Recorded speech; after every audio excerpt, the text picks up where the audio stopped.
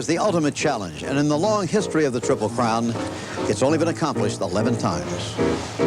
Sir Barton was the first Triple Crown winner, but no one knew it until the 3 races were first called that by Charles Hatton many years later. Sir Barton simply won 3 races called the Derby, the Preakness, and the Belmont.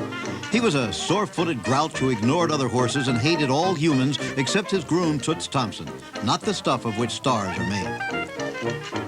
He was ridden by Johnny Loftus, whose expectations were not high on Derby Day. Loftus, a member of the Jockeys' Hall of Fame, was a master of pace, but Sir Barton at that point was a maiden and never won a race. Owner J.K.L. Ross, a Canadian, brought him to Louisville as a rabbit for his stablemate, Billy Kelly.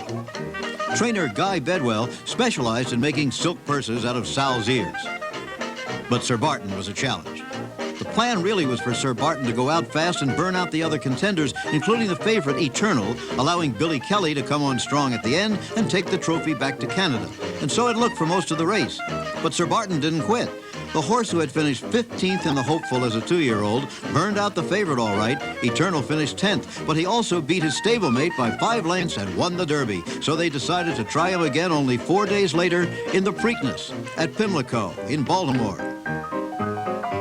Many thought his win was a fluke, but with only 3 days' rest, Sir Barton took on Eternal again and 9 other more rested horses, and he made believers out of the doubters. Sir Barton took the lead early, once again held on to it all the way, and beat Eternal by a solid 4 lengths. 10 days later, he won the Withers. No doubters now. There were only 2 challengers this time in the Belmont. He whipped them handily to complete his sweep and went on to become Horse of the Year. The next year, he was matched against the new star, Man o' War, in what was billed as the race of the century. In fact, it was no race at all. Man o' War destroyed Sir Barton, who never won another race and soon was retired. He lies today in this small park in Douglas, Wyoming. He was a failure at stud in Virginia and eventually stood at an Army remount station in Nebraska for a fee of $5 to $10. A Douglas man bought him, and sometime after his death, the Junior Chamber of Commerce bought this inexpensive plastic likeness of a horse and buried Sir Barton beneath it. It wasn't much of a statue, they said, but it was all